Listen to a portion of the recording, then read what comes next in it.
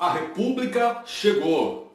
O Brasil deixa de ser uma monarquia e agora se torna um país republicano. Como isso aconteceu é o que você vai ver na aula de hoje. Então, se liga aí, meu povo e minha pova.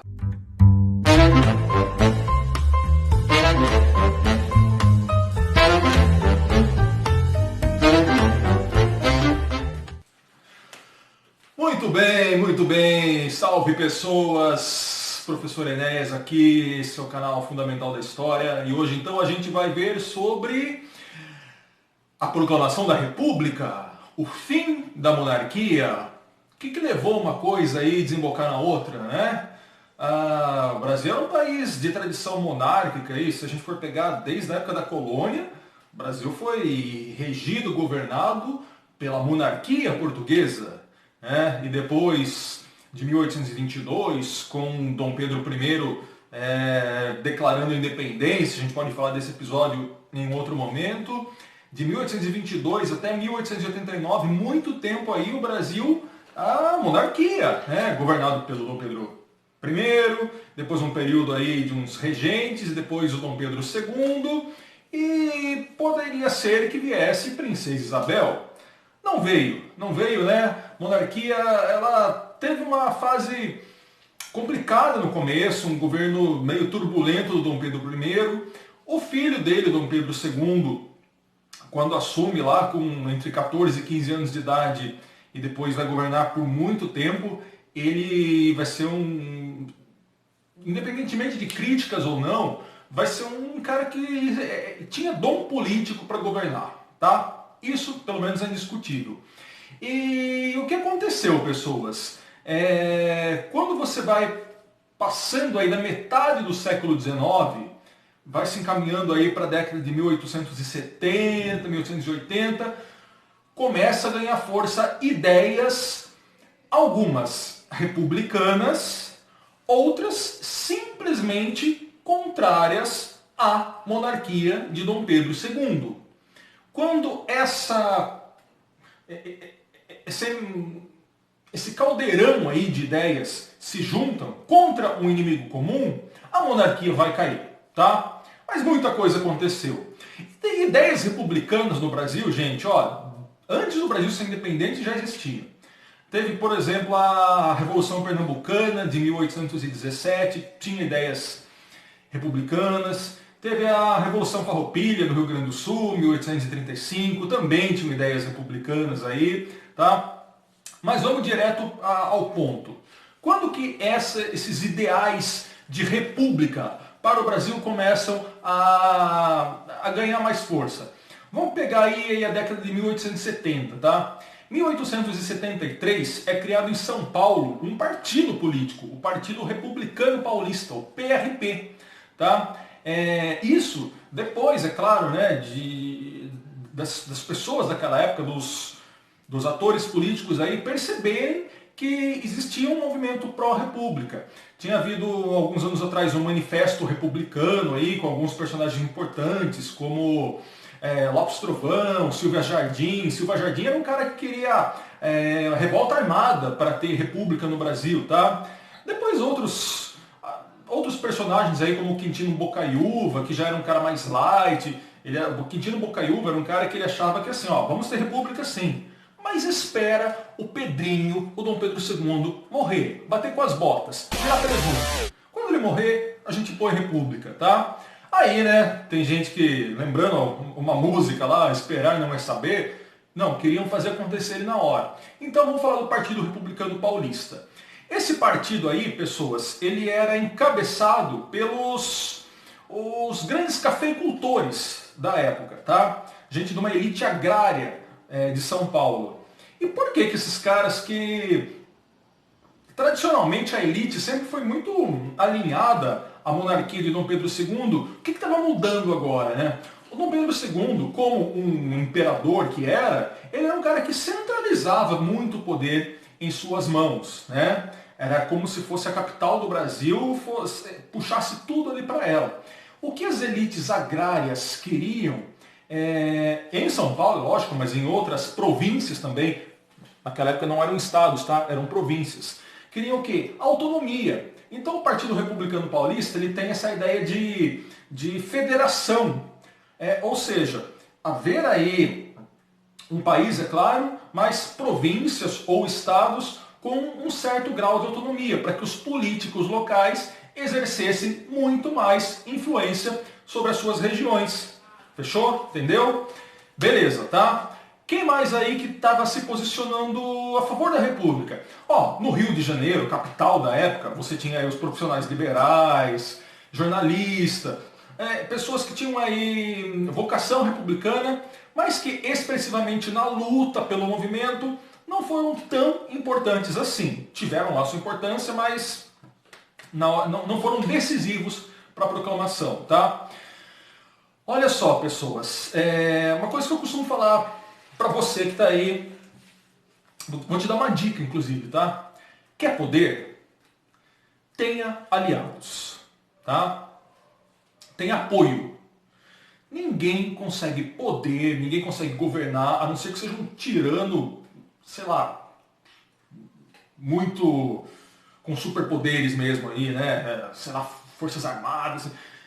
Se você não tiver apoio, você não se sustenta no poder, tá? Uma instituição super forte aí que sempre esteve alinhada com a monarquia no Brasil foi a Igreja Católica, que aliás era igreja oficial, era a religião oficial do Brasil. No Brasil você tinha duas opções, ou você era católico, ou então você podia ser também católico. É engraçado, né? Pessoas de religiões protestantes ou sei lá, de origem africana ou indígena mesmo aqui, não eram benquistas e não eram oficialmente legalizadas. Tinha que fazer, sei lá, seus cultos aí dentro de casa às escondidas, tá? Os cartórios passavam pela igreja. Para você se casar, você tinha que passar pela igreja católica. Não tinha essa separação, o religioso e o civil, né? Você casou só no civil, né? Esquece isso, tudo bem? E a igreja católica vai, em um momento, romper essa parceria com Dom Pedro II. Pelo menos vai ficar muito azeda essa parceria. Por quê, gente? A Igreja Católica, naquele momento, era centralizada no Papa Pio IX. Tá? Esse Papa aí é um daqueles papas super tradicionais, fervorosos, contra essas liberdades moderninhas. Não pode, né? O católico tradicional tem que ser tradicional e ponto, tá?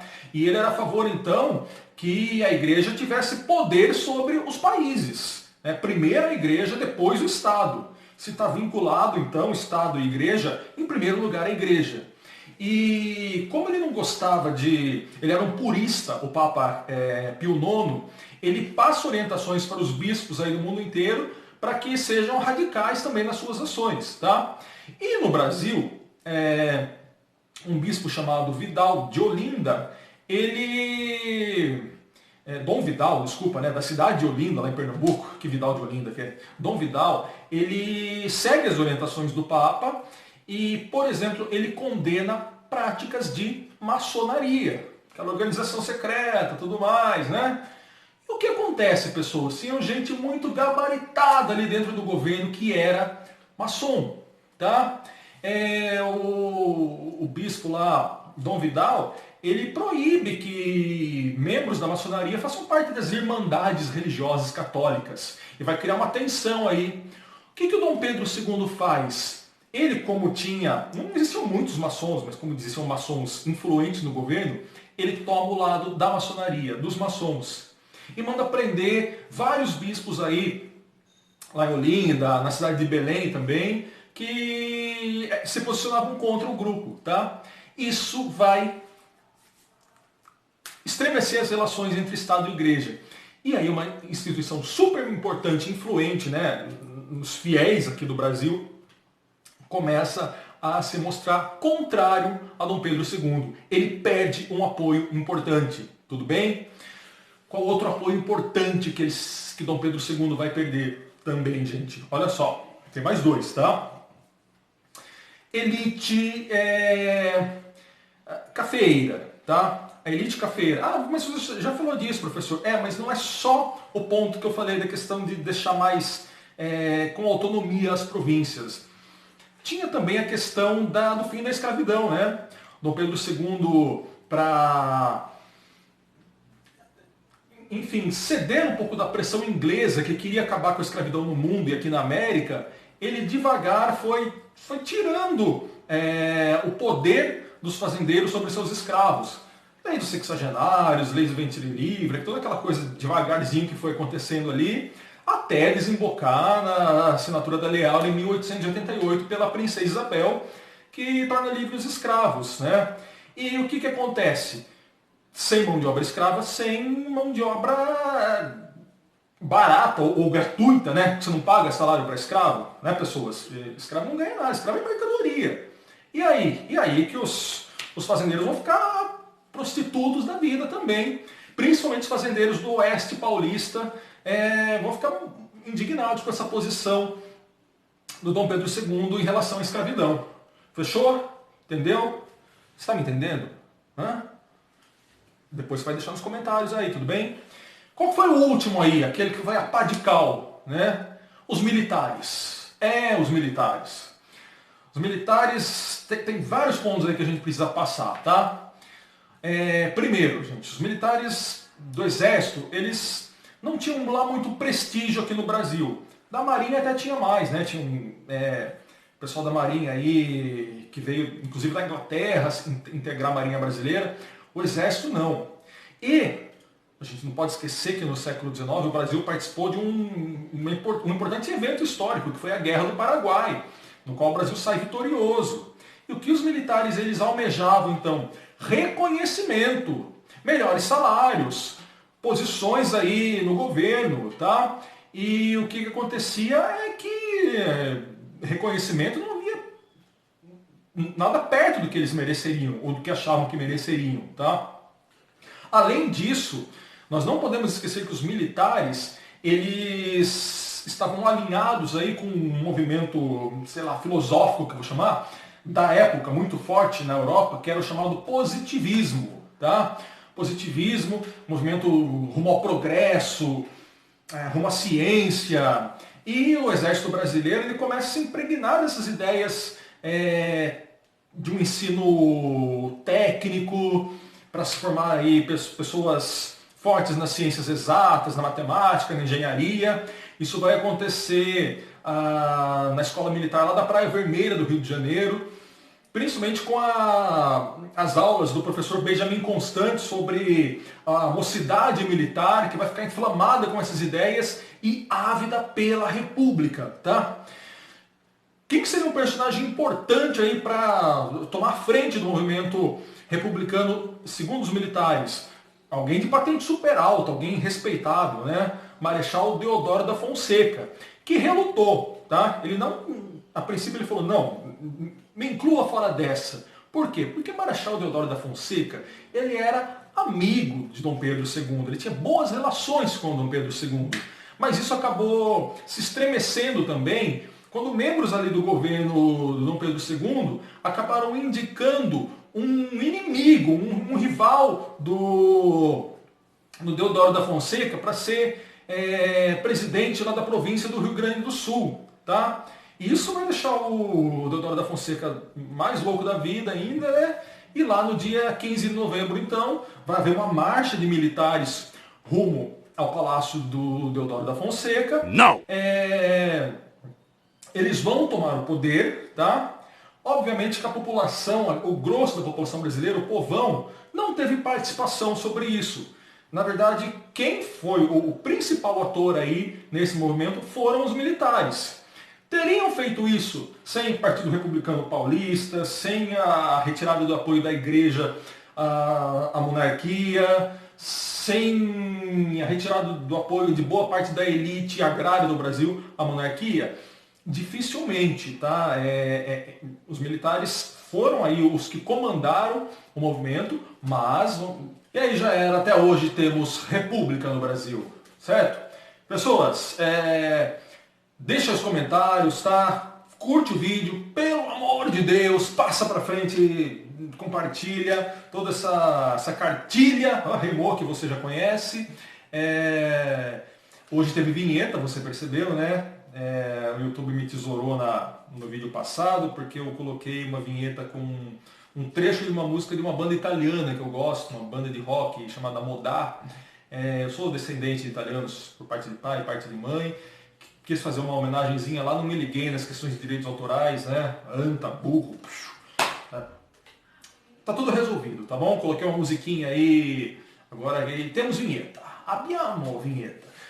Valeu, galera. Um abração, beijos, fui, tchau, tchau.